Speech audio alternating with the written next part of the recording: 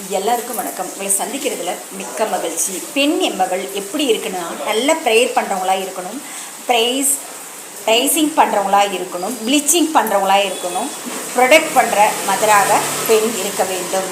இந்த உலகத்தில் எல்லாத்தையும் படித்துட்டு லாஸ்ட்டாக அவர் படித்தது பெண்ணை தான். மனிதன் தனிமையாக நல்லது இல்லைன்னு ஏவாளை படித்த தேவர். அடுத்தது தேவனவர் காடுக்கு பிடிச்சது, இந்த கிரியேஷன்லே காடுக்கு பிடித்ததுன்னா பெண் தான்.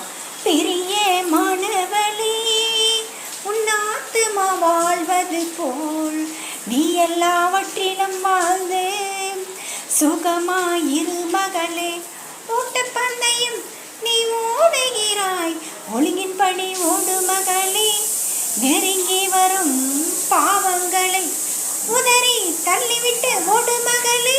இந்த உலகத்தில் பாவங்கள்லாம் இருக்கும், அதெல்லாம் நம்ம உதறி தள்ளுறவங்களா நம்ம இருக்கணும். ஆண்டவர் கிரியேஷன்லேயே பிடித்தது அவருக்கு பெண் தான்.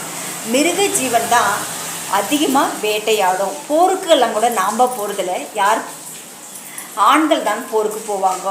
நம்ம பிள்ளைகளையும் கணவரையும் பாதுகாக்கிற பொறுப்பு நம்மளுக்கு இருக்குது.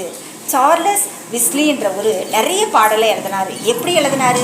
ஒரு ஜெபிக்கிற அம்மா கிட்ட பிறந்ததுனால தான். நம்ம எப்பயுமே புலம்பிட்டு இருக்கிறவங்களா இருக்கக்கூடாது, கர்த்தரை துதிக்கிறவங்களா இருக்கணும். புலம்பல் 6 அதிகாரம் தான் இருக்குது, ஆனால் சங்கீதம் 150 அதிகாரம் இருக்குது. ஏன்னா நம்ம கர்த்தரை துதிக்கிறது தான் அதிக அதிகாரம் இருக்கிறது. அதிகமாக புலம்பவே கூடாது. தாவீதனுடைய வார்த்தைகள் எல்லாம் விசுவாச வார்த்தைகளாக தான் இருக்குது. சேவ் லவ் வேர்ட்ஸை நம்ம சொல்கிறவங்களா இருக்கணும்.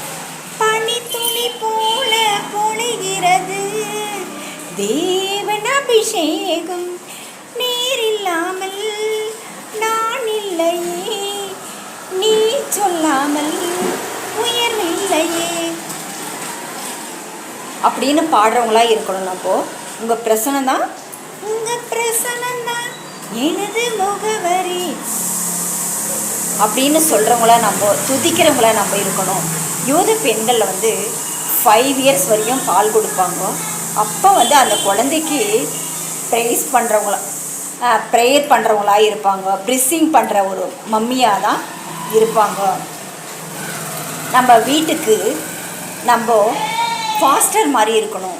எப்படின்னா, நம்மளுக்கு பாஸ்டர்ஸ் நம்ம ஃபேமிலியிலே இருந்தாங்கன்னா கூட நம்ம வீட்டில் எல்லாருக்காகவும் முன்னாடி ஜெபிக்கிறவங்களா நாம் இருக்கணும். தாய்மொழின்னு எதுக்கு சொன்னாங்க? பெண்ணுக்கு தான். தாய் தான் அந்த 5 இயர்ஸ் வரையும் எல்லாமே சொல்லித்தராங்க. ஆமீன். எப்பயுமே பெண்கள்